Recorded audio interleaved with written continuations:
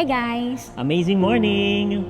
We are very excited today dahil today, madadagdagan na naman tayo ng ating makakasama sa ating negosyo. Yes, naalala pa namin yung first time na nandito din kami. And that was the time na nakuha din namin yung first car namin dito sa industry, which is Ford Everest din. Naaalala ko din yung yung feeling ng comfort and excitement dahil first time namin. Pero unfortunately, just a few months later, na-cardiac kami. Noong panahon din na yon, nagsabay-sabay lahat ng struggles, mga pinagdadaanan, at mga transition namin sa buhay namin.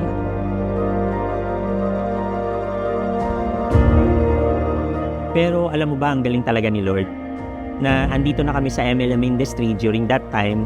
Kasi can you imagine yung mga panahon na yan na sarado na din yung aming mga negosyo? Sino mag-aakala na unti-unti dito na pala namin makukuha yung mga pangarap namin?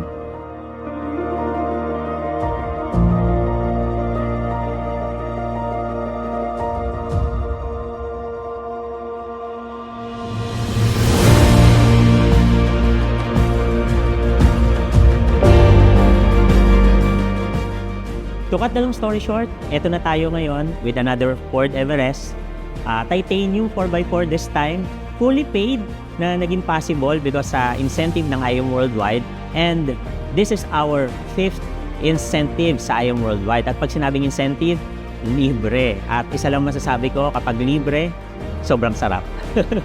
Itong Everest marked our first result in the industry. Kaya naman we decided na ito ulit yung kunin.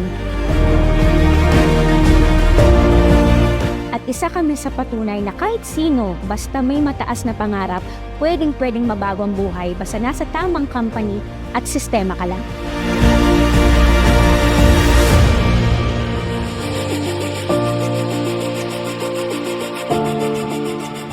We also want to celebrate yung many years namin dito sa MLM industry na eto lang talaga yung ginagawa.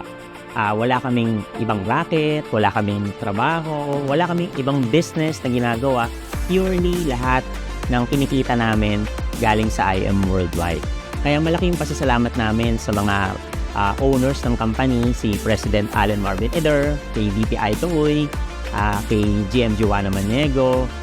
And I also would like to thank my sister, MVP, founder Black Diamond, Precious Grace Capili, for always supporting us.